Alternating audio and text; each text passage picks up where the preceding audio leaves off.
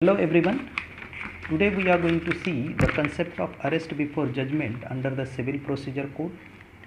Now this concept is a part and parcel of interim relief or interlocutory orders. Now what is interim relief? Now interim relief is basically the order of a court before the final hearing of the suit. It means that before the judgment or before the decree of the court, when court understood that to safeguard the interest or claim of the plaintiff or the applicant whosoever made the application to the court of law, to protect his interests, it is necessary that some interim relief or interlocutory order must be given in favor of that applicant, and to that effect court gives that particular interim relief or interim orders or interlocutory orders.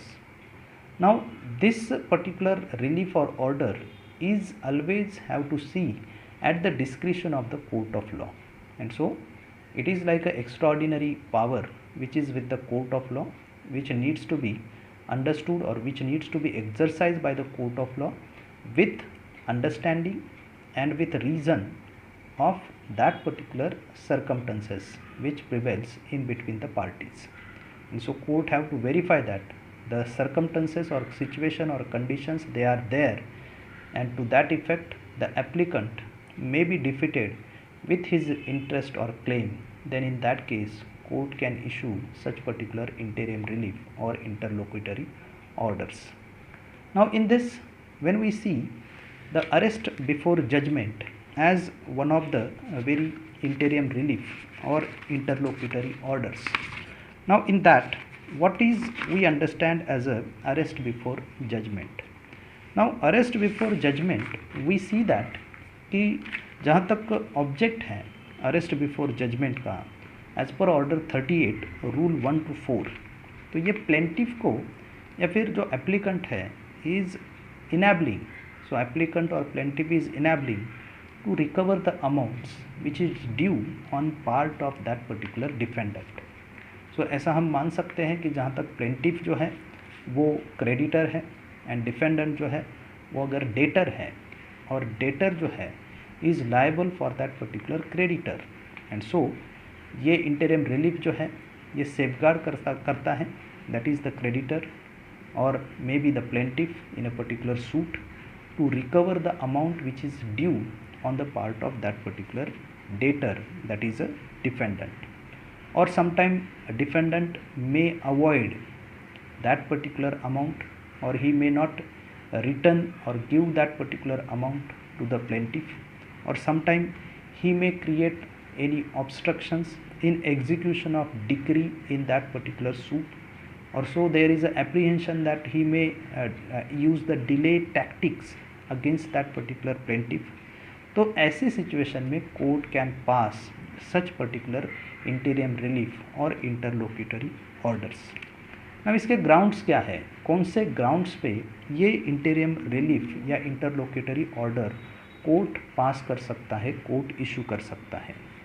Now जहाँ पे defendant की बात हम कर रहे हैं, अगर defendant का इंटेंशन ये प्रूव होता है कि defendant is having intention to delay the decree और इट्स एग्जीक्यूशन, सो डिफेंडेंट अगर ऐसा कुछ कर रहा है जिसमें उसका इंटेंशन, उसका कंडक्ट ये यहाँ पे प्रूव कर रहा है कि he is not willing to give that particular amount which is due on his part, and so he is trying to avoid the process of the court of law और creating obstruction in the process of the court of law. So that is the first ground in which the court may pass the order of arrest before the judgment against that particular defendant. Second, defendant has absconded, वो भाग गया है, और about to abscond या फिर वो भागने की कोशिश करेगा, और he may leave the local limits of jurisdiction of the court. तो ये अगर circumstances वहाँ पे prevail करते हैं तो ऐसी सिचुएशन में भी वहाँ पे अरेस्ट बिफोर जजमेंट जो है ये ऑर्डर कोर्ट दे सकता है. नेक्स्ट ग्राउंड है डिफेंडेंट इज़ डिस्पोजिंग ऑफ और removing from the local limits of jurisdiction of the court his property और any part thereof. So defendant ये करने की कोशिश कर सकता है कि जिसमें वो जो प्रॉपर्टी है वो प्रॉपर्टी को ही डिस्पोज कर सकता है, या फिर जो कोर्ट के जुरिस्डिक्शन में प्रॉपर्टी अगर आती है तो ही कैन और he may remove that property from the jurisdiction of the court. तो ऐसे सर्कमस्टेंसेस में डिफेंडेंट जो है is liable under this particular concept of arrest before judgment, और कोर्ट में pass the interim relief of arrest before the judgment of such particular defendant. Fourth ground होता है कि जहाँ पे defendant is about to leave India, वो India ही छोड़ के जा सकता है या फिर इंडिया को छोड़ के वहाँ पे दूसरे किसी देश में वो भाग सकता है। तो ऑल इन ऑल जहाँ पे ये चारों ग्राउंड हम रीड करते हैं, वी अंडरस्टैंड दैट कि डिफेंडेंट जो है वो ऐसे कुछ टैक्टिक्स यूज़ कर रहा है जिससे उसकी जो लाइबिलिटी है अंडर दैट सूट, जो कि उसके अगेंस्ट वो डिक्री पास होने वाली है या उसके अगेंस्ट वो जजमेंट आने वाला है, लेकिन वो बिफोर द जजमेंट कुछ ऐसा करेगा जिसमें वो यहाँ पे जो रिकवरी उसके खिलाफ बनती है वो रिकवरी के लिए वो कुछ डिले टैक्टिक्स यूज़ करेगा, या कोर्ट की जो प्रोसीजर है उसमें कुछ ऑब्स्ट्रक्शन क्रिएट करेगा, या जो प्रॉपर्टी वहाँ पे उसकी रिकवरी के लिए हो सकती है उसको डिस्पोज करने की कोशिश करेगा, या फिर उसको रिमूव करने की कोशिश करेगा from the local limits of jurisdiction of the court, या फिर he may leave the India itself. तो ऐसे अगर ग्राउंड्स वहाँ पे प्रिवेल करते हैं तो ऐसे में उस डिफेंडेंट को अरेस्ट करने का जो ऑर्डर है as a interim relief court वहाँ पे पास कर सकता है। नाउ कोर्ट की प्रोसीजर क्या है when we talks about this particular interim relief, what procedure should court adopt. तो जहाँ तक हम ये ग्राउंड्स देखते हैं तो ये ग्राउंड्स अगर वहाँ पे प्रिवेल करते हैं तो पहला काम प्लेंटिफ को करना पड़ेगा दैट ही मेक एप्लीकेशन। तो उसको एप्लीकेशन पहले करना पड़ेगा in the suit to the court with affidavit और अदरवाइज। तो पहले उसका एप्लीकेशन कोर्ट में आएगा। अगर कोर्ट सेटिस्फाई करता है कि there are grounds which is mention in the application and to that effect interim relief जो है वो प्लेंटिफ के फेवर में इशू करना चाहिए, तो पहला कोर्ट काम करेगा, the court will issue warrant to arrest the defendant and bring him before the court to show cause as to why he should not furnish security for his appearance।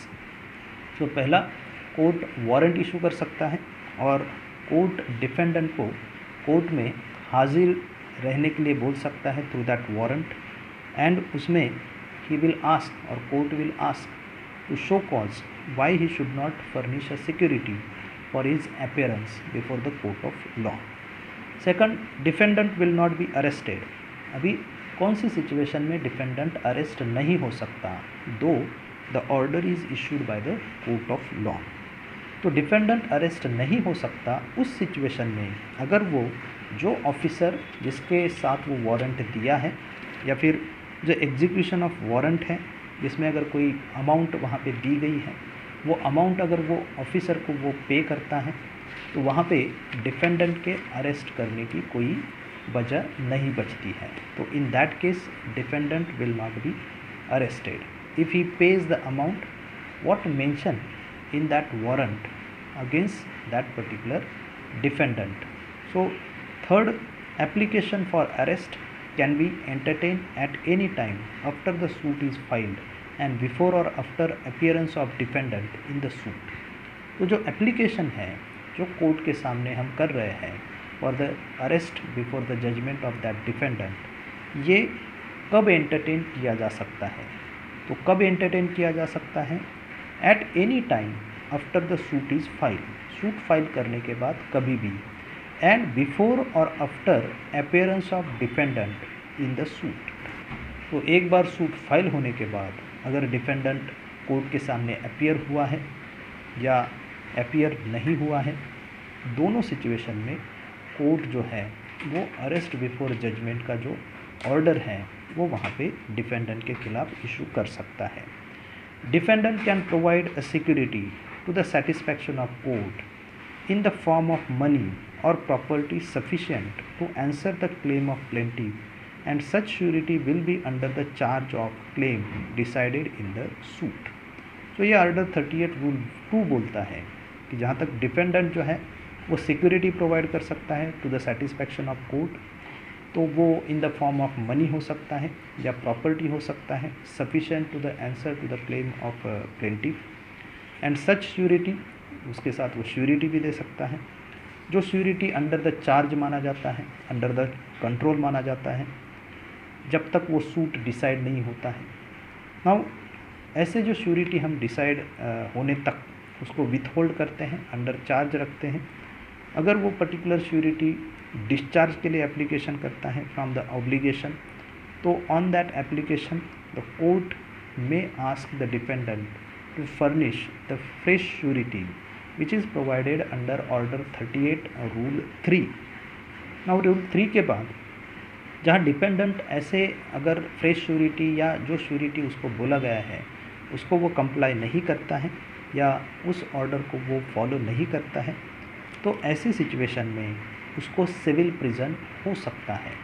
और वो civil prison जो है for the period of in any case 6 month, या फिर अगर suit property below 50 rupees है for 6 weeks. ऐसी provision जो है अंडर ऑर्डर 38 रूल 4 जो है वो हम CPC में लर्न करते हैं। तो सिविल प्रिजन जो है, if dependent fail to furnish the security surety, then in that case in any such particular matter the civil prison may extend not more than 6 month। और जहाँ तक सूट प्रॉपर्टी जो है उसमें अगर 50 रुपीज़ से कम सूट प्रॉपर्टी है तो नॉट मोर दैन 6 वीक वो सिविल प्रिजन के लिए वहाँ पे एंटाइटल होता है। Now arrest before judgment is not allowed if it is obtain on insufficient grounds.